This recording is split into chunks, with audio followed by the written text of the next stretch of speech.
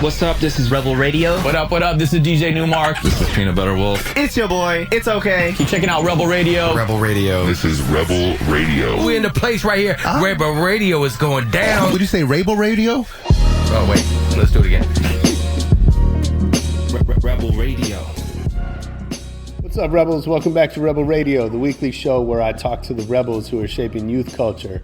I find out how they do it, why they do it, and what you can do to get a little piece of the pie for yourself. We're also the only show that features new music every week from our friends over at EDM.com.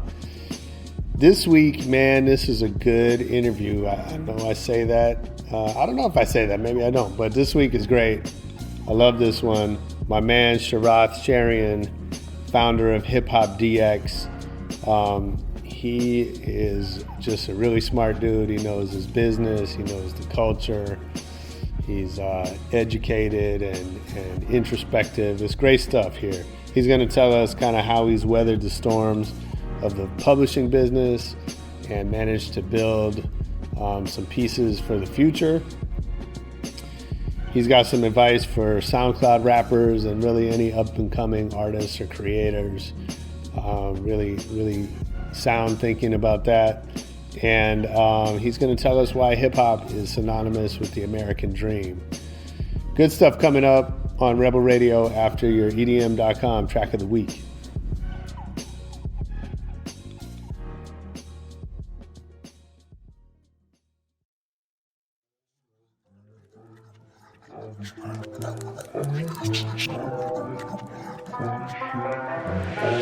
See me from a ways.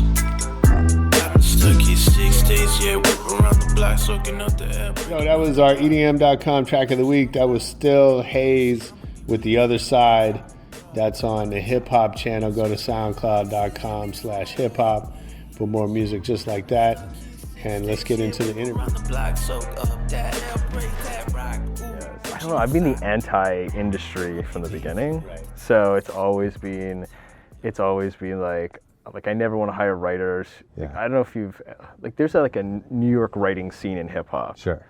And I hate to, like, I don't like it because it's always, what's the word I'm looking for? Like it's very gossipy when I see it. Yeah. When I've seen it in the past.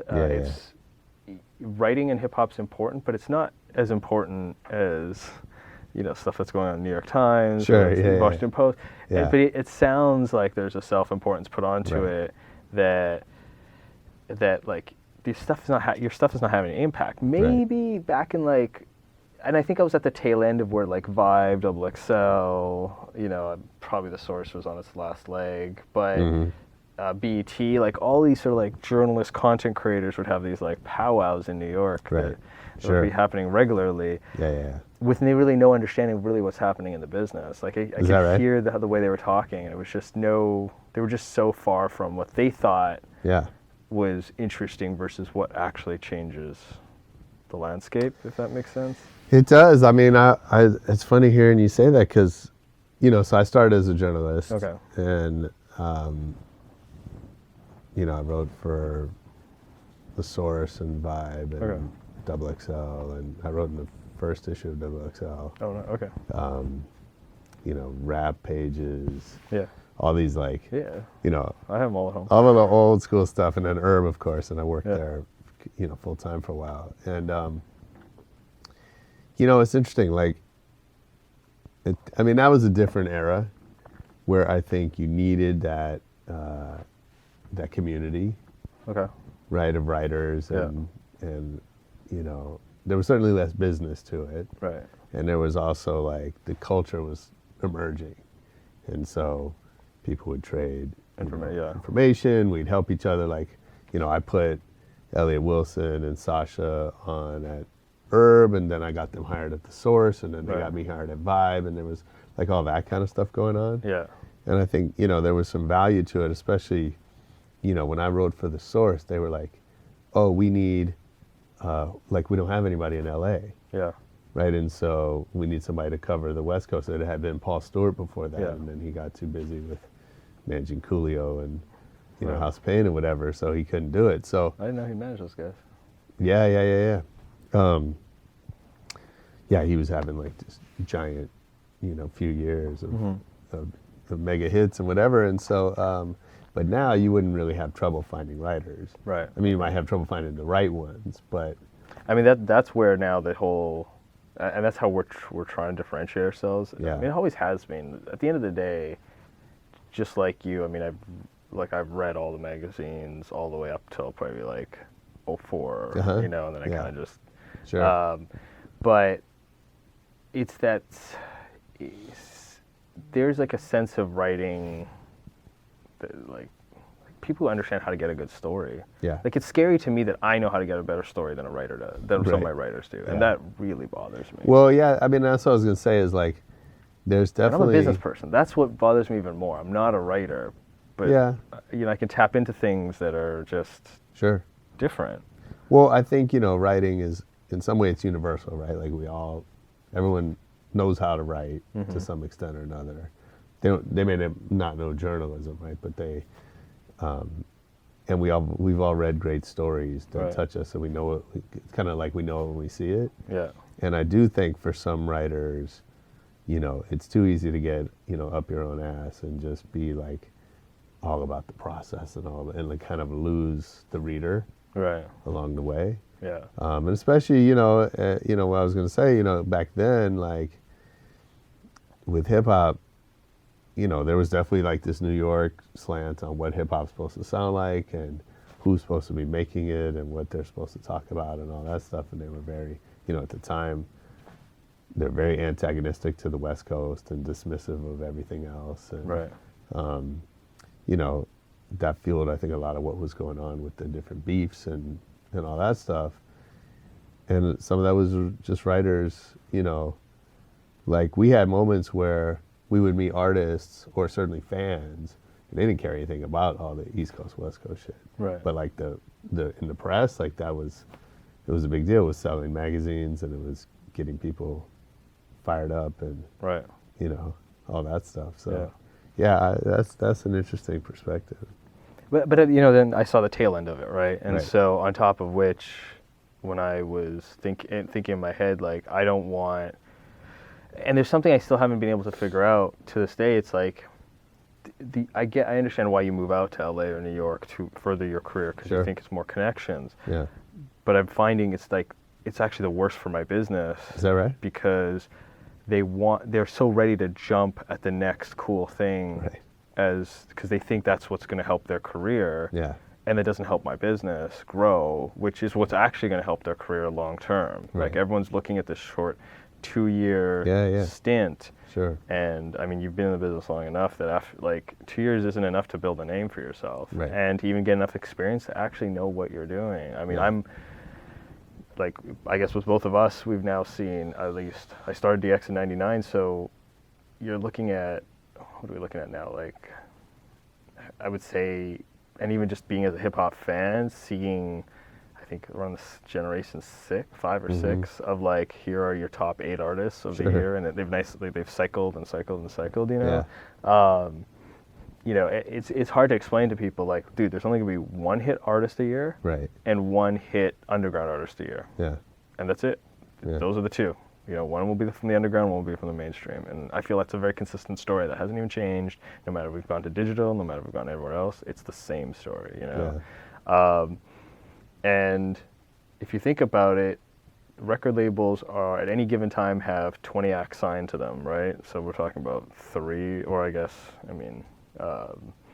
like 3 or 4, I guess, at this point. And so any of them have 20 of these hip-hop artists, and only one out of those 80 get to make it. Wow. Right? Yeah. I mean, the numbers. And when you put it that way. Yeah, I mean, and yet a lot of kids dream on this, like, being the 1 in 80. Sure. 1 in 80 that's signed. Let's now go down to, like, the bottom tier of what it is. And, I for some reason, I've always believed in what Tech 9 does more than anything else, because I think that, yes, you're not going to be, internet famous or not internet famous. You're not going to be like, TV famous or mainstream famous. Like, we get that, but you're going to have they own almost streets in Kansas City. I mean, and that's what a lot of those guys don't understand. And I don't know, like they just can't they never had the business sense in the first place, right? Mm-hmm. Or they don't have somebody who has business sense in their team. Mm-hmm. They're always hiring somebody who's their friend, and they think, Cousin. and the friend might have their back, Right. but their friend doesn't know what a contract looks like. Right. He hasn't seen 10 or 20 different artist contracts to know what the labels try to sneak in there and what they don't. You Yeah. know, Yeah. they don't know how to manage the money properly. They don't know that it's only like a management fee is 20%. It probably takes them 4 years even to discover like that's actually a realistic management fee. You Sure. know? Yeah. They might think it's 50-50 at the beginning. Right. You know, like all those little things. You know, that's what you sort of learn over time. Yeah. That I don't know. It's so like that's the thing when it comes down to just the East and West Coast. It's like I'm finding that on the flip side, the writers don't have the connections, or they don't necessarily have the experience Right. to write the most amazing story. So now I'm stuck in this like weird, you know, do you freelance the coasts, but then you Sure. don't have presence? Like it's the same thing that they probably had. But Yeah. when it was so small back then, I think you had this. It just had longer time frames to grow. So you were like, there was no one else to write for. It's like you got your Right. 3 publications. You're either Yeah, with them or yeah. you're not. You know. Absolutely. And now it's like, yeah, you can bounce around, but I mean, the sites are all gone, right? There's only like us, XXL, Hot New Hip Hop for hip hop information, and even that, you know, I don't feel you're one of those guys don't really understand hip hop culture. You know, another one's Sure. in a conglomerate that's Right. Town Square Media, and that's Right. you know, they own 10 other sites. They own another 35, 40 radio stations. Yeah. They don't care. Yeah. And that leaves just us, you know, in terms of that top tier traffic. Like, Sure. You know. Well, I want to dig into that a little bit, and you said a couple of things that are triggering me, but let's talk about how you got started. Okay. Were you always into hip hop? Yeah. Yeah. I mean, at like, I don't know, grade 6 or 7, maybe I wasn't like able to find what I was looking for, because I was in Winnipeg, Manitoba, Right. Which I like to joke is the hub of hip hop. But if you ever go there, it is literally 600,000-700,000 people, and then prairies. Right. Like Oakland has 600,000-700,000 people. That's Right. great, but then you have San Francisco right beside it. yeah. You have all the Bay Berkeley, going on. Silicon Valley. Yeah, so you have like, so while the number doesn't sound that crazy, it's the fact that you have nothing else after that for it's 5 hours to drive down to Minneapolis. Wow. You know, like it's just there's nothing nearby. And So how did you discover hip hop in that environment? Do you remember the moment you discovered hip hop, like the record? I'm trying to think it was whatever was going mainstream hip hop at the time. I would just memorize all the lyrics. Right. So you know, whether it was Salt and Pepper or and in the Canadian distribution system so much different. So if it didn't do gold up here, you wouldn't really see it in Canada. Wow. And so then the Canadian record labels, which there was the only 4 or 5 then. So there was Sony, BMG, there was there's BMG, then there was Sony, then there was Universal. I guess Polygram was one too. And so then you'd get all these sub-labels that would feeder into that would be the parent label here, and that's how the structure was. But these, like Def Jam ran by itself, and then Polygram would distribute it, right? But in Canada, because you're not going to have these sub-labels, Polygram would just take care of the distribution in Canada. So you just had one place to go. And so then once they decided something went gold, it would go down to the rest of the rest of us in all of Canada. So what do you think spoke to you about hip hop in that environment you were living in? It's different. I'm like I don't know, there's like one East Indian, one black kid, and there's 22 other white kids in your class. Yeah. There's just I am a different kid. Sure. I knew it. Yeah. So it was like outsider music. Yeah. It's just like, and then you're always fighting for something. You're always feeling like you want to belong in some which way, shape, or form. And I think that's what spoke to me more so than rock. Yeah. You know, it was the music genre. And I think family-wise, I think my family has this musical, like. Oh, really? It's in there. It's not predominant. Yeah. But funny enough, even I got married like 10 years ago, and even her family's a little bit into music. Like her brother likes to just play around with production stuff. Nice. Her sister just likes to make mixtapes on the side just for fun. I mean, it's just there's music in the family, regardless of so I connected with her just by connecting with her, So like she actually said this is funny. The reason she went on a second date with me is because she wanted to borrow my Sweet 903 No way. mixtape that I That's got hilarious. from Cornerstone. Yeah. I was like, and she said, well, I had to return this on our second date, so I wanted That's to borrow great. it. But she's not hip hop. She's a lawyer, and she Yeah. grew up with like more like neo soul stuff. But Sweet 903. yeah. So so there was that connection there, you know. So yeah. So what did you find a hip hop community where you lived? Like were you Oh, yeah. were you like b-boying? This is what's interesting about any market during that time, right? Yeah. Like what was that city thing the Source used to do? Uh-huh. Yeah. I forget what it was called. Yeah, Do you remember? me too. No, I don't remember what it's called. And so they used to do that feature on the city, but it feels the same. It's really funny. I only really finally got into hip hop, I would say 94, 95 was when I all right, I'm going to figure this out. Okay. So there was only one magazine store, the one downtown, that had like all the magazines from everywhere that had the Source and Rap Pages and so that was the only place I could go find it, and I'd heard it through a few people like, oh, you probably can go there to find that magazine. So then you just read it front to back. You know, I remember that first year, you don't really know, you're reading about like Far Side, and you don't know, there's nothing to put together yet. You've just read one magazine, you got a lot of names, you have no real information. Yeah. But the ways I started like in my head trying to figure all this stuff out is I put like I put up a map of the U.S. and a map of New York, and so when I'd hear where people are from, I'd start putting up names in different. I'd sit there on the computer and type their name out, then cut it out, and then put their name right beside what borough they were from and stuff like that. So you start like understanding where they're from, kind of what they're talking about. Yeah. You know, you're like, oh, this is where Queensbridge is, and you know, this is where they're talking about in the Bay or Brooklyn, or like, you're okay, you know. And so I'm starting to get the lay of the land at like 15 or 16. But within a year, like, and then things start popping up, like stickers and fly. Once you start sort of getting into it, you meet a couple people who happen to like hip hop. They make you a couple mixtapes, and then you start getting like these stickers and flyers, and you're like, wait a minute, like this stuff is like somebody's passing this out, right? And so I go on a trip to New York and Toronto, and I buy these mixtapes that I've been reading about in the Vibe. I was like, okay, mixtapes, what are these, right? Yeah. As soon as I get these things, and like this is when you know, Coca Bravos, I guess Smith & Wesson, and then all these guys are like, I became like this Duck Down like fan, and you're looking, so I'm collecting all these mixtapes, I come back and I'm looking at the back of the Source, I'm looking at these mixtapes, I was like, holy shit, like everything, so I was telling you earlier, if the big label wasn't distributing it, you had to buy it on import. Right. And that means they drove down to North Dakota, they bought it, they brought it back up, and they doubled the price. Wow. So a $12 CD was now $24. Yeah.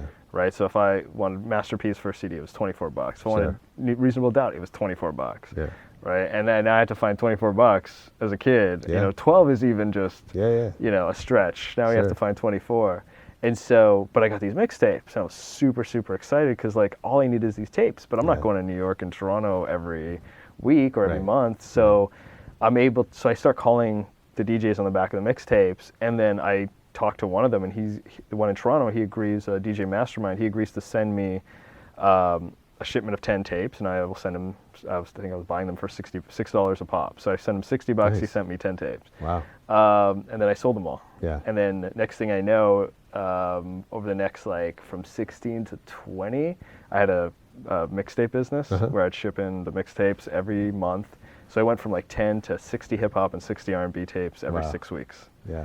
And then Christmas was the best because you'd always do a double tape. Right. And so I could double my revenue. Nice. And so we would pass out flyers, and I'd pass out flyers, and I found out people were crumpling them up. So then one time the DJ Mastermind sent me a roll of Far Side stickers, so I'd cut them up and I'd staple them to the flyer, and then everybody kept them because they wanted the stickers too. Sure. So all these little hacks that I was doing at 16, 17, 18, great. just to kind of get into the business. Then he hooked me up with BMG Music, and I started doing street team work for them. Oh, okay. So I was actually working under a guy named Saul Guy, who ended up putting out the Rascals, who ended up working for Bad Boy for a bit, and tried to get Lauren to get her second CD out. So he was in the industry for a long time after that. But I worked for BMG Music, doing the street team work for about a year and a half, I think. Yeah. went out to Toronto for they tried to do a conference, I guess kind of like a South by Southwest, but in the north back in '97. The big year just passed, and this was when I was full on in the street team, and so Puff came down and they did a whole No Way Out thing for Caravana, which is the biggest black festival in North America, and so biggest African American one, and so they have this huge Caravana, and that's in August, and it was just crazy. It was just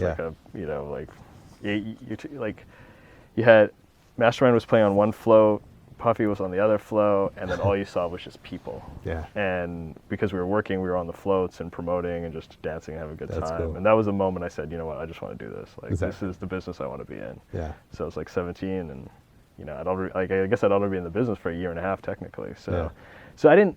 It's weird because I didn't listen to the music long enough in I think other people's opinions. But that's always been me as a person. So it's not, I don't necessarily, I love I care about the content, but I care more about how does it get from nothing to out to millions of people. Like that distribution system and that pull that takes, that's exciting to me because you need that for this stuff to keep going. Right? Like somebody's going to make more and more music, but how is that person going to get it out there? And there's only, we were talking about earlier, there's only a few ways. It's either, you're doing it yourself, or you find somebody to invest, which is a record label. Yeah. Right? And then from then, okay, great, you can get one or two out. There's still a challenge to have the discipline to be like Jay-Z and put one out every year, so your name's still in the, I mean, half of his, yes, he's a very talented person, but the other part of it is that he works his ass off to keep music coming out and keeps his name in the lexicon. So thinking back, to what you do now and the business you're in, what did you take from the experience on the street team that you use today? The stuff I learned on the street team I still use today. I think it's just it's like hand-to-hand combat. Yeah. Right? Yeah. It's what hip-hop is at the end of the day. That's actually the funniest thing about the music and the culture that advertisers don't understand is that you gotta be connected to the people you gotta have some connection to that, like love and caring and that relationship. It is the local car dealership. Sure. That's the relationship. You might be lucky and get the BET Hip Hop Awards during that 3-year stint that the BET Hip Hop Awards mattered. Right. But after, before it really hit completely mainstream and after those 3 years, you're kind of in a situation where like your dollars aren't your dollars aren't reaching the audience that you're trying to reach. Sure.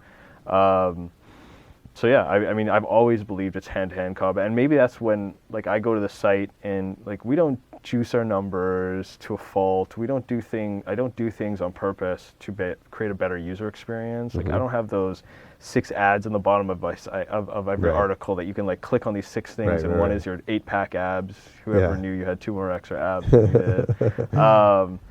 We just don't do things like that because to me, it's not about. It's partially about the user experience, but it's also partially about like just an authenticity to it that needs to exist. Yeah. So. Well, so let's talk about that for a minute. I know you have a tagline that's for the culture. What does that mean? Like, I get what that meant 10 years ago, maybe. What does it mean today? What is the culture? I mean, last night was the Grammys. It was a big night for hip hop, and as with Kendrick and just how much hip hop has penetrated mainstream music, pop culture, So how do you think of the culture now, and what does it mean to you to be for the culture? I got an interesting question. Do you think that, like Nielsen finally said this year or last year that hip hop is the biggest music genre in America, right? Yeah. Do you think it has been for a while and we just didn't know? I kind of go back and forth on that. Okay. Right, because I remember Chuck D, and Ice-T saying in 90, 91, like we look out in off the stage, and most of the kids out there are white, right? And you know, and that was, what was that? Almost 30 years ago, Right. right? That was already the case, and I think. So I think to some extent, yeah, it's already been there. It's already been impacting, and yet, you know, at the same time, like, you know, I meet people pretty regularly, and I'm always surprised who, like, it's obvious that their lives were never touched by hip hop. Okay. They just grew up in Weezer and Def Leppard. I don't know what they grew up with, but, like, you know, I guess my point is, like, rock at the same time has been such a massive cultural force, you know, on people's lives as well, that I don't know, maybe I'm not answering it well, but, like, I was at Coachella the first year, and everybody I knew was at Coachella the first year, and in my mind, like, Coachella was mainstream after year one, and then 5 years later, like, people are discovering it, and I learned about that, and I was like, really? Okay, and then, like, 10 years later, I'd have that experience again, and you know, I think by a lot of definitions, Coachella only went mainstream like 3 years ago. Okay. Like, to where it's now, okay, now everyone in the world actually knows about it. Right. Right? And so I think there's these stages that you hit, and hip hop's probably had the same kind of thing. Okay. Because I would actually make the argument that I think hip hop was the biggest music culture 5 or 6 years ago, or maybe even longer than that. Yeah. And the only reason you know that now is because you actually understand consumption. Sure. Because before we had to go off CD sales. Right. And now that people have Spotify, Yeah. Apple Music, you actually understand how much time people are spending Yeah. with Yeah, you might be right. with hip hop. Yeah. And my personal opinion is Nielsen has it wrong. I think 5 years ago, 6 years ago. I think Nielsen has most things wrong. Right. but I like how the media likes to quote those. Sure, of course. Those numbers. I don't know. So to me, because the culture has just been around so long, I think hip hop. Why do you think hip hop's America's culture? That's a good question. Or, I mean, maybe it's not America's culture, but why do you think hip-hop's so big as a music genre? Well, I used to think it was because it was counterculture, right? And there was an appeal, certainly for my generation, right? It was a way for people to express their rebellion, their angst. Right. You know, it was, you know, and so was rock and roll for a previous generation. And so, you know, when I was growing up, there were those kids that were immersed in rock or metal or whatever. And it just didn't speak to my experience, you know, that in a way that hip hop did. So, you know, I used to think like it was a way for people to establish identity when that's what was most important in their lives, right? When you're 16, you're figuring out who you are, and you could do that in a lot of ways by what you listen to, and that came with a certain. You know, I always say it came like, it was a package deal, right? Because it came with a wardrobe and a slang.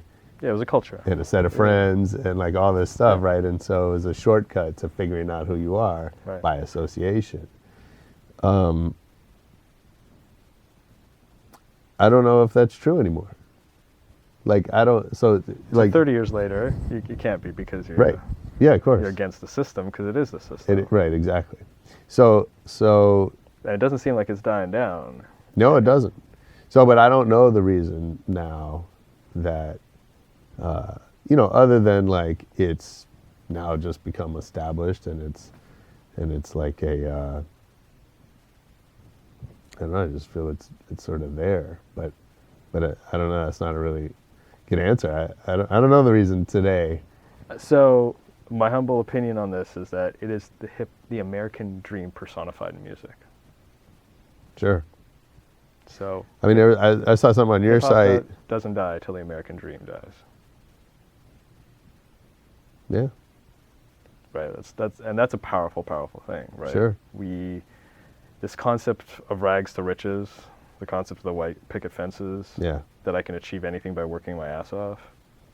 That's what hip hop is at this point, you know. And maybe you're right. It started slightly counterculture, or maybe it didn't. I mean, they had gold chains from day one.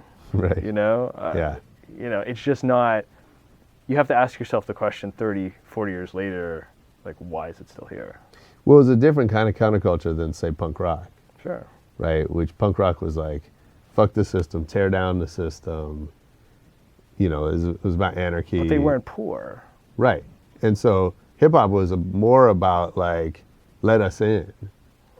Although not begging, like in a very, you know, maybe, you know, in a way that's filled with bravado, right? It was kind of like, we don't need you, but yet let us in, right? And like, I mean, it was funny, the Grammys were last night, and so, you know, my association with the Grammys was like, you know, Ice Cube being mad at the Grammys because he was snubbed. Right. You know, the Ghetto Boys had a song like "Fuck a Grammy" or I forget what the title was.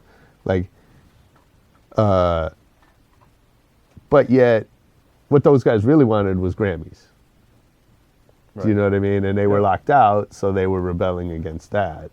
But they wanted to be in. Right. You know, and yeah, they wanted that American dream, and you know all the trappings that come with it. Right. So no, I think you're totally right. But the American dream doesn't die, Sure. right? Yeah. That's fundamentally what keeps this country moving. Yeah. You know, whether it's being from, from the ghetto or the projects, or being from mid-America, or being from wherever you're, you know, because you're chasing your dream. So that authenticity has to sort of always be there. Like this experience, like you know, are we telling a story that you really want to feel like you're there, right? Or because you're going to miss out because you're just never going to have that experience. Or B, are we telling you how to get closer to the American dream in some which way, shape, or form, based upon how the music talks about it, right? Like, it's still very much, we've never, my biggest thing that I tell everybody is, don't write about hip-hop culture, write about hip-hop music. So when we talk about things, we don't talk about an Air Force One to talk about an Air Force One. We talk about an Air Force One because Drake came out with an Air Force One. That's the time we'll touch those topics. Sure. And that has consistently actually helped us through a lot of the tornadoes in business in general. Is a focus on the fact that we are a music site first, and we will talk about cultural things, but there's no plan to, like, you know, we need a sneaker section. Right. We need a movie section. Sure. There's movies that will have soundtracks and that will affect, you know, that are important to the culture. You know, we would have talked about Dave Chappelle because he comes out with artists on it, you know, Right. but the artist has to be there in some shape or form. Yeah. You know, and what's funny, because we're talking about journalists either, is that there's this weird thought process that I find with some of the younger journalists that it has to talk about music to talk about the artist, and that's not true. Right. Like, there's so many stories that you can tell about things that are happening in the world, but through hip hop music. Like, Sure. there's always a thread to pull it through, but using music as the defining point. You know, so, you know, for the culture is just, you know, at the end of the day, we are the people who live it. That's the people who work in the company. You know, these people who want to, like, fight a fight, who want to build something. It's much different than just having a job. Yeah, I bet. I'm sure. So go back to that. Go back to, you know, you're on the street team. Why'd you go into publishing? You know, it's really funny because I'd read the source and I'd say, I'd never do this. I want to manage an artist. I want to do this. Yeah. I'd stopped selling mixtapes and I'd stopped doing stuff with the street team. And I was going to college, a broke college kid, like most college kids are. And I needed to get Sure. the CDs somehow. Yeah. I didn't want to pay for them, and I knew that if I did something with the labels, and Winnipeg was cool because all the labels were in one location. Okay. So they were all in the same little office building. Yeah. And every label only had like one, maybe one or two had two reps. Right, They were all right. one rep because Yeah. the market's just so small. And their job was literally to go to the local, like, Sam Goody Right. and make sure all the CDs were Yeah, organized yeah. properly. That was their main Sure. job. they just happened to do some other stuff. They took all the street team stuff would be shipped to them, and that's where you'd go pick it up and stuff like that. But since I knew where they were, I just decided, okay, let me start this website. Let me write a letter, tell them what I'm doing, and if they'd give me the CDs on a regular basis. And so I got my little cubby that I'd come in once every week or once every 2 weeks and grab all the CDs and get all my friends to do the album reviews. Nice. So it really was a ploy just to get free CDs. Sure. Because I love the culture. That's actually how I started as a journalist too. Same thing. Yeah, you're. Just give me some free music. Yeah. And you started with the reviews? Is that Yeah. Nice. Yeah. What was your first article? Well, so I went to UCLA and I wrote for the Bruin. Okay. Which was awesome because it was a daily paper, so I could write as much as I wanted. Yeah. And everybody else there was into rock, so I had the playing field to myself. So I was like the rap critic, and it was in LA, so I got to know all the labels, and it was an amazing way to start a career. Oh yeah. For sure. What year was this? 91. Okay. 91. Yeah. Yeah. That's the perfect year to. Totally. Before it just all blows up. Yeah. No, it was a good time for sure. I don't know if that kind of stuff happens anymore. No, I mean, I'm sure it does at certain levels. I just don't know if we see it the same way. And it's still a unique position to be in. That from like 85 to 2000, seeing hip hop grow that way. Right. And then even into maybe 2003, just seeing that first when Master P takes over. After that, I think something just happened. Like the old guard sits around. That's what happens. They stay in their positions. Yeah. Before it was more fluid, you know, but yeah, after 03, you know, the names are set. Yeah. You know, you rarely get to see an industry bloom like that. Luckily, I was going through records this weekend. Yeah. And trying to just get my collection cleaned up a little bit, and I pulled out. Now I forget what even the record was, but it was on Sleeping Bag. It was Fresh Records and Sleeping Bag Records, and they were. And on the inside sleeve, they had like all their other releases. Right. And I was looking at it, you know, it was EPMD, it was, now I can't even remember it, but like, I had a moment yesterday where I was like, you know, if you had asked me in whatever that year was, 90, like I would have told you, yeah, there's no way this label is not going to be around and like killing it, you know, forever. Like they just had so many big artists at the time, you know, and now they're like, we couldn't find someone that's ever heard of that label, right? You know, and so yeah, it was just this very fluid environment, you know, and all of the, I just think about like all those entrepreneurs who were, whether it was, you know, Wild Pitch or Fourth and Broadway or just these guys that were out signing, signing these acts that would go on to define a culture, and yet like their businesses never really, I mean, some of them sold, I'm sure, and did okay, but most of them, you know, probably never went anywhere. Yeah. I mean, I personally don't like to call them entrepreneurs, but I personally feel like a lot of them fell into this and saw the money. Yeah, that's fair. Quickly brought stuff together. Right. It's ones who last who I would call an entrepreneur. Like Russell Simmons, he found another way to make money. Yeah. You know, in no way am I agreeing with what's going on now, but you know, he understood that the record business did one way of making money, and he was able to do Def Comedy Jam to bring in more of the dough and use a brand to, you know, to really make his dollars, you know, or Fat Farm. I mean, you know, Russell's, it's funny, of all the shit that's happening right now, like, it's a weird, anyway, we could talk about that in length, but Russell's a tough one to see go down. Right. Because on the one hand, you know, I have friends that have, you know, have beef with him personally and that, you know, and whatever, so, but on the other hand, like, our culture would not be what it is without it. Sure. You know what I mean? And you and I would have different lives today. Right. If it wasn't for him and what he did and all that. And so that's like hard to watch. Right. Yeah. Yeah. I mean, the same goes with African Bambaataa too, right? Like, absolutely. You know,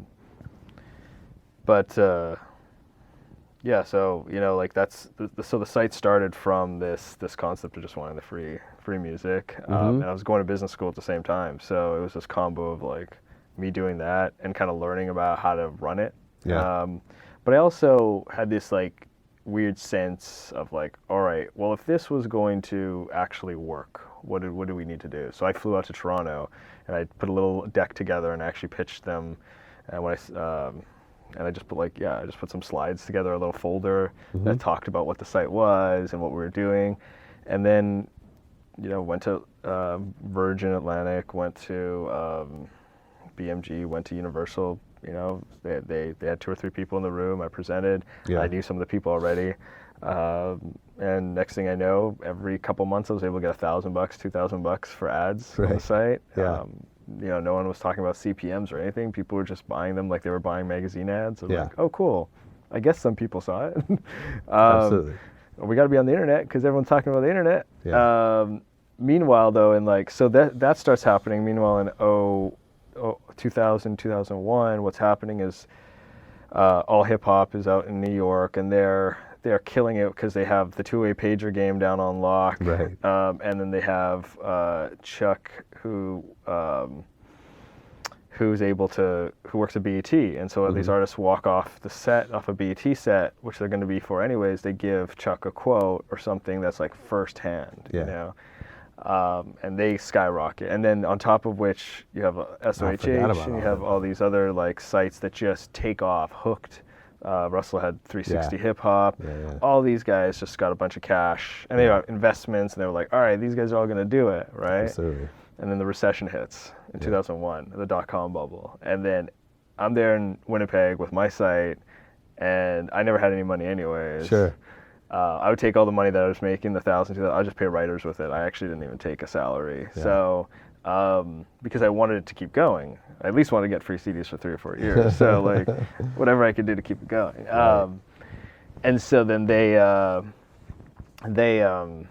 all went belly up or sold or whatever, except for All Hip Hop, and then me and them fought it out for another like 10 years. But there's the interesting thing is like all of us can be running our businesses fine, and then a recession happens, and then all of a sudden like who's when the tide goes out, who has their swimming trunks on, who doesn't, and that's kind of what happened is a lot of people just sort of screwed themselves because they didn't understand how to run a business. And it's great, and no one really understands that you don't actually find out if you can run a business until year 10. Like that's when you kind of know, you're like, oh, and most businesses fail in the first 7 years. Right.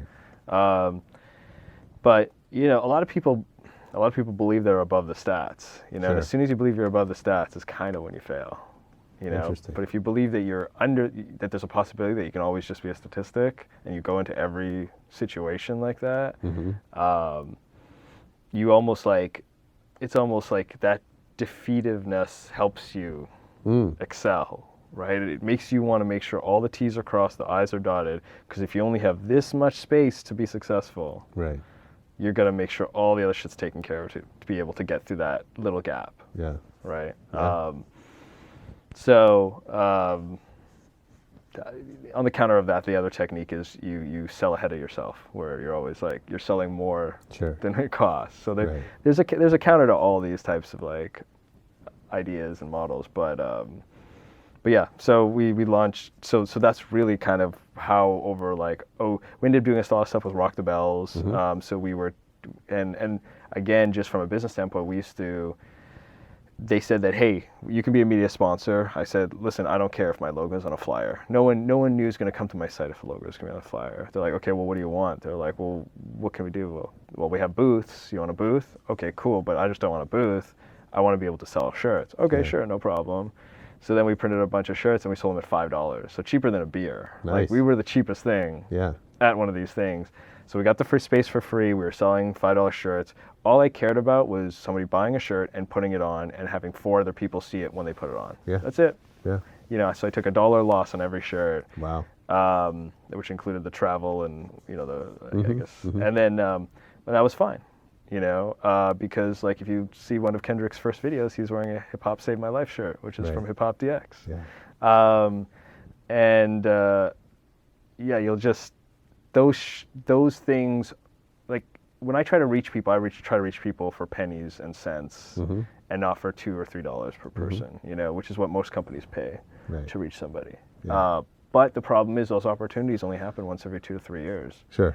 So you don't get to like, you're sort of twiddling your thumbs till that opportunity sort of pops up, and then you take it, and then you get a little bigger. You know, and you keep waiting, you get a little bigger, and you get a little bigger. You know, this is why most people say, like, you know, a lot of entrepreneurs will say like, well, a lot of people ask you, how did you blow up? And they'll tell you like, oh, for working for the last 25 years is how I blew up. Yeah. You know, or 25 years. Yeah. You know? So it's funny you say that because, you know, we're talking earlier about, you know, hip hop is the embodiment of the American dream. And I think, you know, the popular narrative is that we're in this era of hip hop with SoundCloud rappers that, you know, that they do blow up overnight. And so how do you, I don't know, how do you balance that? How do you maintain that focus in the environment that you're in? So when they blow up overnight, what happens? They have one song that's a hit? Yeah. It's 5 songs a hit? Yeah. What happens? Yeah, it's some of that. Okay. Right? You know, I mean, it's interesting. I always think of it as like, you know, that is the beginning. That should be the beginning of a career. Right. Right. And yet it's usually the end. Or more often than not. Yeah, I mean, if you do, look at the stats again. It's most likely the end. Right. You have to report about what's going on. You know, there's a responsibility that we. So what would you tell those rappers? What would I tell those rappers? To what? To have a longer career, or to? All right. Well, so if we go with the assumption that they want a long career in hip hop, you know, to me it's like, all right, good, you got one down. Right. Let's keep going. You know, let's see what you can do next. You know, everyone has a different pattern of how they do things. I do find that sometimes the second time you do something, it's not as good as the first time you did it. And it sometimes takes to the 4th time you do it again till you actually match the first time you did it. It's funny you say that because I've had a lot of comedians on this show, and the rule seems to be the first time you're on stage tends to go pretty well, and then the second or third time is when you bomb. Right. And a lot of those people have said like they needed, you know, thank God they did well the first time because that carried them through. And like the memory of that showed them after they bombed that they could do it again. Right. Yeah, it's really interesting. One thing I also try to tell artists is like, okay, look, you didn't go to college or you didn't do this, but the problem with those first 4 years in the music industry, and you know this, is when you get signed to a major, you don't get out right away. Right. You spend 2 years, what they call like percolating or like doing stuff in the industry. You're going to college no matter what. Right. So if you're not going to spend the time with the label to learn all that stuff in those 2 years, and you're just going to think that you're just going to go into a studio and like make some music and something magic's going to happen. Yeah. I mean, you've just already kicked yourself in the foot. Sure. You know, or in the ass. What is it? Put your foot in your mouth. But like it's just there's just very little understanding of how much work it takes to be a Jay-Z or an Eminem or any of these guys, and that music gets you to the party. Mm-hmm. It's what you do at the party is what's going to keep you there for the long time. You know, you know, or you surround yourself with people who can do it, right? Mm-hmm. And it insulates yourself in a way that you can focus on the one thing that you think you can do really, really well, which is the music, and you have other people around you who's going to handle it. But man, finding good business people is just as hard as finding good musicians. Absolutely. Yeah. So how do you apply that to your business? Who do you surround yourself with? You know, people who know what they're doing, know what they're talking about. You know, there's a lot of people who want to write about hip hop. You know, they think it's like something. It's like, you know, I'm sure in the last 3 years, I'm sure you've worked with a lot of social media people, and you put out an application for, we need a social media person, and everyone who just has a social account thinks they can be a social media person, right? Yeah. And so they don't really understand a lot of the tools that are used in order to track things. Right. People need to. So it's really important to find people who care about their craft just as much as they care about hip hop music. So I don't know. The balance is always there. I think that's a challenge with any business, is finding good people. And so the SoundCloud rapper isn't just as tough a situation as somebody like Apple. Their jobs are to consistently find good people and surround themselves with good people. And that's what makes, in a weird way, that's that rapper's competitive advantage. It isn't that they just made the most amazing song. It's that, did they surround themselves with the right people?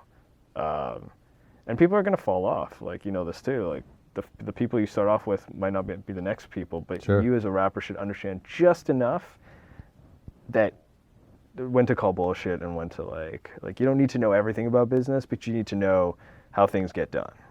Right? Yeah, I mean, I that's one of the things I find fascinating, that the industry we're in is such that the better you are at something, the more you have to do a job that's different than the thing that got you there. Yeah. Right? And so, So give me an example. Well, Jay-Z is not a better rapper today than he was when he started. Right? I mean, there's no judgment on his music, right? But the more successful he's gotten, the more he's become a businessman. Right. Right? The more he's had to learn, how to be a brand and how to run a team and all the, he runs, several successful businesses, right? Right. And that's very different than the skill of writing a song Yeah. or standing on stage and entertaining people or whatever, right? And I think that's true, that's true in really all of the creative pursuits, right? Is that when you get good at something, then you have to do the business. Right. And you got to find the people to do the business and all of that. And it's just a different skill set. Yeah. And I think it trips up most people. I think that's a real challenge. Yeah, it is. And it's also like, if you want survival and you want to do as much creative stuff as you can, like the stuff we keep trying to do with the site, we're getting a little bit more into events. And like we've done something 2 years now called DX Turbo, which is a video game tournament with rappers. So we team up the rapper with the gamer. So we did Street Fighter V with Capcom and Twitch 2 years ago. Nice. Last year we did NBA Playgrounds, which was like a throwback to NBA jams. And so we had some of the best NBA Playgrounds players, or like NBA 2K, because NBA Playgrounds just launched that week. Play with we had Baron Davis, Nice. we had Nick Grant, we had some other artists come in, so we'd team them up, and then they would play. And so it was just, and then the Street Fighter stuff, we had like expert Street Fighter players. We had like the one guy, and I never even knew this was a thing, is the 7th best Ken player in the world. Oh, wow. It's like, oh, that's an actual, like, that makes sense. But we had them team up. Trade the Truth was this year, but so I don't know, it was one of those things where Murs was there last year with the Street Fighter stuff, but we'd stream it live on Twitch, and it was just I want to create more interesting events and more creative stuff, and it just doesn't get to happen as often as you want, because you're minding the business. Sure. Yeah, of course. And those events aren't free. They have to pay for themselves, but we try to give it for free to the audience by streaming it live, stuff like that. So then they don't have to pay for it, So, you clearly have this kind of long game, and then obviously the landscape keeps changing, the perils of being a web publisher in 2018, given all the social algorithms, given all the the competition for eyeballs, all that stuff. So how do you navigate that? And like how do you keep yourself in tune with the way the business environment changes? A lot of reading, and a lot of just talking to your user base and seeing what's happening. I'm sure when you were a writer, you knew, like, it took about 2 years for you to know. You knew about this artist 2 years at a time, right? Most of these guys. Yeah. Yeah. Because they'd come out with a single, or they'd come out, you'd see promo for them, or something like that. And that, personally, I don't believe that's changed at all either. I think the 1-2 times that Drake was very unique in a sense, like he came out with his mixtape, but he spent those years in Houston and learning the trade, and so by the time he came out with the mixtape, you don't know what he was doing for the couple of years before that. Yeah. And his mixtape went through a system that was already established, even as light as it was, as light or as non like where he is today, with Jay Prince and all those guys. I mean, they still put him out in a certain way. I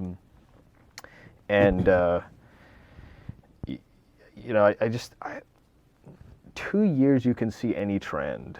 Like a lot of times you don't lose against a competitor because you didn't see it coming. Like these things were there from the beginning. It's like it's just really timing and execution. Like you have these windows of 2 to 4 years to get something done, and if you don't get it done in those 2 to 4 years to pivot when everything's moving, not to say that we're the best at it, because or like you get there, yeah, you didn't know that MySpace was going to be huge. All right, well, it's time to build a MySpace page and do that. You didn't know apps were going to be that important because you had a mobile website. Okay, you go get that done and start building there. I think the fallacy, though, is thinking that you're going to move your audience from one platform to another just like that. Like, it's such a joke to me how people think that, like, oh, you're starting a YouTube page, and then all of a sudden you're like important because you started a YouTube page. No, you got to build your audience on YouTube, just the same way as you built your audience on your website, just the same way as you built your audience on your app, just the same way as you built your audience on Google Amp or wherever platform, or on Facebook, on which social media account. Like, you're always starting at zero. You might get a little bit of a benefit financially because advertisers might come to you a little bit, but it's still like, the advertisers will only stick around for so long if you don't have the audience. Of course. So you always have to build your audience, and each audience is different. So I just don't think I don't look at it as an overlap play. I look at it as if we're entering a new market, we have to ask ourselves, what would DX look like if nothing existed but a Twitter account? So things like that. Okay. So I know you have a couple other sites in the network, or in the, I guess it's not really a network. No, it's we have a battle rap site. Yeah.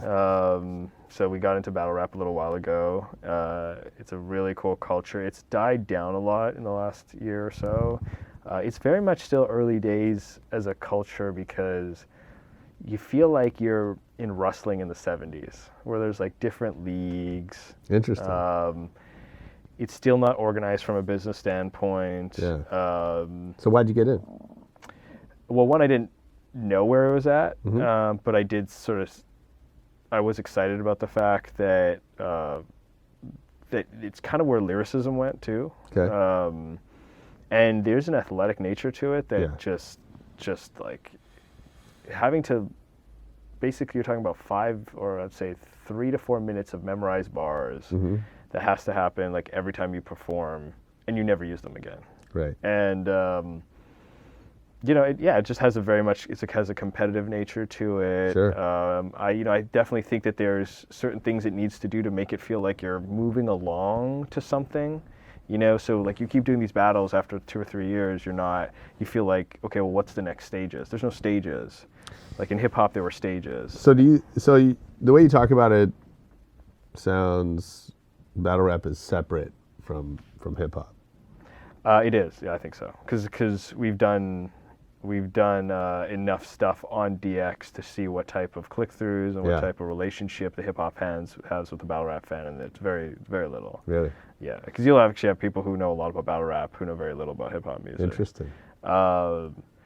And so it's definitely a cool market. We keep looking at it, but a lot of it actually had to do with us testing tools out for the main site and redoing DX. Yeah. So it really wasn't a play to be like, we're going to be the biggest battle rap site. Sure. But it was really a play to understand what does it mean to start a site from scratch right now? You know, and in the same vein as DX does. Yeah. You know, but, Yeah. so that's kind of what a lot of it was. It Oh, was that's cool. It was a testing ground, and we were lucky. We got BattleRap.com, so Yeah. it was a very absolutely. very situation where that sort of worked itself out. It's really well. interesting. It's interesting that that's separate because I mean I get it, and I get I get how turntablism is separate from hip hop, and I get Right. how graffiti is separate from hip hop. And these but yet this one's different because it's rapping, right? So I wouldn't have thought of that, Right. but when you explain it, it makes sense. And certain But- things had to happen. Like, weirdly enough, YouTube's rule about not having music or you getting strikes because you put Right. something up that's copyrighted forced them to not put music up there. Right. And so it got into an interesting situation where you're doing these battles without music in the background. Yeah. Which, in one case, it was So it's a cappella. it's a cappella. Wow. Which makes it more, and then you start understanding the relationship with the crowd and Right. the battle rapper on stage and understanding what they have to do from pausing and how do they get the crowd into it and how they don't. And and there's two different views of if you're in the venue, it's not the same as when you watch it, because when somebody edits it, it changes. course. Things that you thought Yeah. were really awesome at the venue sound dead when they're Right. edited, or then they sound amazing when they're edited, Yeah. and vice versa. Yeah. And so there's who won at the battle itself, Yeah. who won online, Yeah. and then I don't know, something in between where it's the argument for a while, who won after a year, Yeah. you know. You never really know, and there's no real good tracking systems built, and all those tools. I understand how to build all those tools. There's just not enough money to make it make Sure. sense. You Yeah, know, of course. it's still very niche and very. Yeah, of course. But Okay, so that one I get, and then there's a country site. it's a country music site called Rough Stock. We bought that way back in '09. Yeah. There was sort of an effort. I was looking at building out, and again, it was in sort of another learning lesson because it was a lyrics-based site first, and we were trying to pivot it into more of a news site. It does okay. You know, it's nothing. We're not really focusing on it like we are on DX. DX is really our main focus. Yeah. And again, it was one of those. It's a site we do test a few things out here and there to actually learn from. Yeah. But we are not focused on it becoming at any time soon the biggest one. There's a lot of things that I want to learn still with DX, and I feel like if we can get there, and like we talk about the long game, if we can get there in 5 or 10 years, I'm perfectly set up to do that again in country music. Nice. So How are country music and hip hop the same? I think that's just because they're their own insular cultures. Yeah. You know, and the fact that at the end of the day, the data is all the same. There's lyrics. Yeah, of course. There's the Right. producers. There's the information that you glean from it. Yeah. I don't think it's as there's so much more consumerism. People want to buy stuff more in hip hop than they do in country. right? Well, people buy broader things Yeah. oh, I got the new TV, I got the new Right. car. All that stuff is in hip hop much Yeah. more than it is in country. Really? Country, I think you're very, very focused on the artist. Now I think hip hop's changing because of its age, and it's now focusing more on the artist. Yeah, so you're seeing those things happen. Interesting. Yeah, so the other sites to me are areas that you test things out, try Yeah. to figure a few things out ahead of time before we launch them on the main site. Yeah. That's cool. All right, I got to get to some questions before we more before we questions. lose the room. So tell me one decision that changed your life forever. One decision, I guess, just getting into hip hop. Yeah. You know, making that decision in '97 when Puffy was on one float and I was on the me and DJ Mastermind were on the other float, and just I seeing a bet. sea of people. That's amazing. Yeah. Okay, complete this sentence for yourself. I don't have talent, I have blank. I don't have talent. Perseverance. So if I worked for you, what's something I would hear you say over and over? Something you'd hear me say over and over if you worked for me. What's my saying? It's probably just a sound. It's probably just grrr. It's probably just a growl. What do you think you're like as a boss? Oh, I am a tough boss. Yeah. I definitely am. I am not. In what? What makes you tough?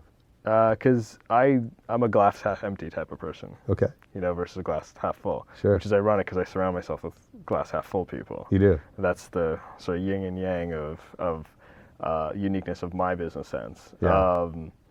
So if we asked the staff at HipHopDX, what's the thing they like most about working for you?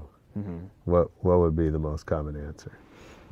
I actually do not know.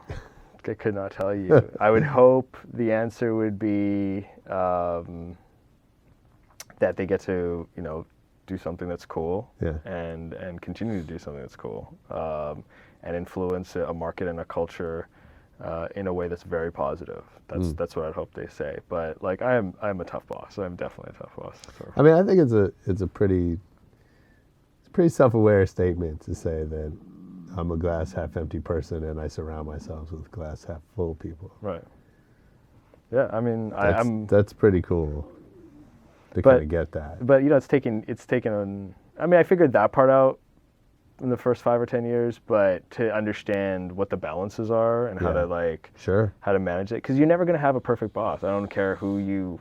The biggest problem we have in our industry is a lot of people who are in it are very young, right? And it's even same with the .com stuff that you read about, like, oh, I'm going to go to a startup and it's going to be amazing. Totally. And we just went over the stat that like the music industry and the startup industry are virtually exactly the same. They throw up a whole bunch of money, and only 1 in 80 make it. Yeah. It's the same thing. So my son this weekend told me he was going into the NBA. He's 8. Yeah. And so I started explaining to him, the math behind that. More, not to like shoot him down, but it's like, well, this is going to take a lot of work.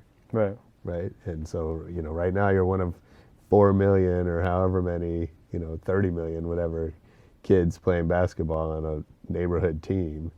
And at each level, there's fewer and fewer spots. Right. Right.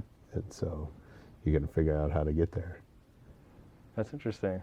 My daughter, for a while, wanted to play in the NHL, and then she saw that people got hit a lot, and so then she was like, "No." Yeah, it's probably a smart move.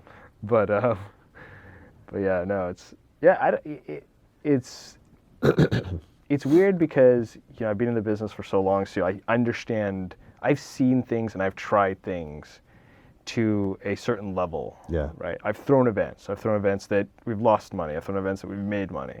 So when you have somebody new come into the picture, and there's a whole concept of like, oh, you need to be able to nurture ideas, and everyone should be working here.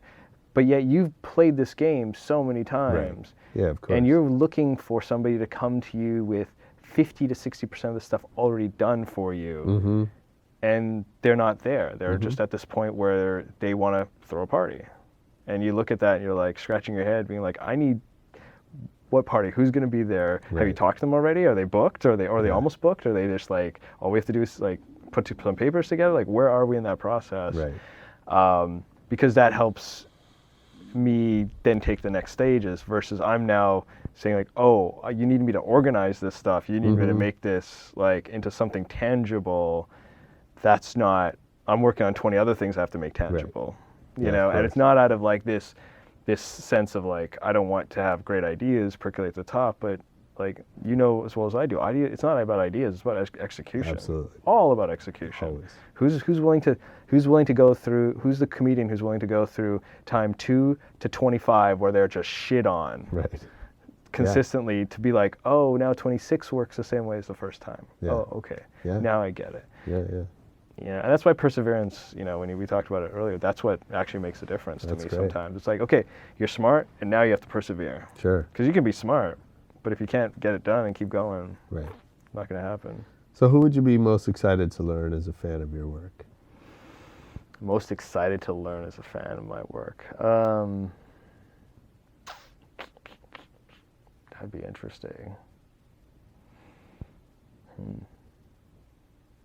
Most excited to learn as a fan of my work.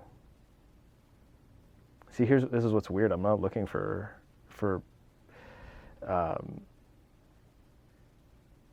I want to walk with giants. Okay. I don't need giants to. So if someone invited you to walk with them, so to speak. Okay, Warren Buffett. So? He'd probably be like, I don't necessarily care if he reads my stuff. Sure. It's more of just being able to like learn from somebody who has so much knowledge. Yeah. What, speaking of knowledge, what book has had the biggest impact on you? It's let's What's the biggest book? I would say I would actually argue two books have had the biggest influence. One is a book called Good to Great by Jim Collins, but that isn't the book itself. It's actually a book called Beyond Entrepreneurship, and he wrote it when he was teaching at Stanford. It's called, and he writes under Jim Collins. Oh, okay. Not, James Collins. James Collins. Yeah, he writes under Okay. that. So I don't know that book. So that's one, and then you can't get it on Kindle or anything. You can only get it on hardcover. And then the other one would be probably the essays of Warren Buffett. Just because between those two things, you just understand a lot more about how to deal with people, how to like work. But to be honest, I've read 50% of something like 300 books. Like I cannot end, for some reason I cannot get to an end of a book. Is that right? Unless it's on audio. Yeah. For some, I can get to the end of every audiobook I listen to. But the problem with like the fact that like these are two great books, sure. But these are two great books I've revisited over time consistently. You know, I've probably read the Essays of Warren Buffett at least 4 times, and Good to Great I probably read. I mean, Beyond Entrepreneurship I probably read every year, and just because they're tangible to what I do. That's great. But you're always learning stuff, and if you're not, then that's the biggest problem. Like this assumption that you know what's gonna happen or what's gonna do is just a fallacy. Maybe that goes to my glass half empty sort of outlook in the world. I think you're absolutely right. But you can't stop reading. You can't stop pushing that sort of lever, because that's another reason why you'll lose against the competition too. You know, just being okay with where you're at. Sure. It's survival of the fittest. It is. You know. What movie do you think you've seen the most in your life? Oh, you know, that's tough because I don't really watch. I try not to watch movies twice. Yeah. But it'd probably have to be just by default. I think some of the Star Wars movies. Those are the only ones you kind of see over and over again. Yeah. Thomas Crown Affair. Oh, okay. Top 3 would be like Thomas Crown Affair, District 9. Is in my top like 5. Nice. Yeah. And who's your favorite DJ? Oh, my favorite DJ. Spin Bad. Oh, nice. Yeah. Yeah. His mixtapes were just like what he was doing then was just so unique to the space. Yeah. He was definitely my I favorite. kind of forgot about him. Yeah. That's amazing. Well, that's because he's on tour with Russell Peters. Yeah. So that's what his gig is now. Oh, is that right? Yeah. Oh, I didn't know that. So wherever Russell goes, Spin Bad goes. Oh, nice. Yeah, but he has the best. Like if you can find old mixtapes Yeah. online, that's the best stuff to listen to. You still have all the mixtapes from back in the day? The ones that I used Yeah. to sell, yeah, I think I have them all. Yeah. I'm pretty sure I have all of them. Nice. But yeah, no, That's fun. every time I go home, they're sitting around and I look at them and you know, just the sheer number. Actually, I was unpacking boxes this weekend and I found my whole Cornerstone collection since I was living in the U.S. Oh, really? So from like 80, like I think number 72 onwards to like those to me still are some of the best, like packaging and Yeah, for sure. yeah, but Yeah. I don't think any of your people are gonna know what a Cornerstone mixtape looks like when you're watching. But No, it's funny. I mean, that was an important thing for a long time. The fader tape and the, Sweet 903, all that. So Yeah. all the questions? That's it? Yeah, man. Thanks for doing this. Okay. Obviously, you know, we'll send everybody to HipHopDX.com. Are there All of our Instagram handles are at HipHopDX. Yeah. Facebook, Twitter, Instagram, YouTube, all at HipHopDX. Yeah, you guys are on there. Yeah. Nice. Awesome, man. Well, thanks for talking to us. It was fun. No problem. Thanks for having me. Yeah, appreciate it.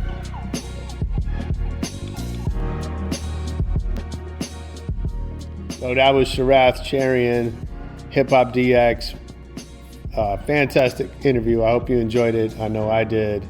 Leave us a comment. a review, say something on Twitter, on Facebook, wherever you like. We're at Rebel Radio Net. And most importantly, come back next week for more Rebel Radio. Peace.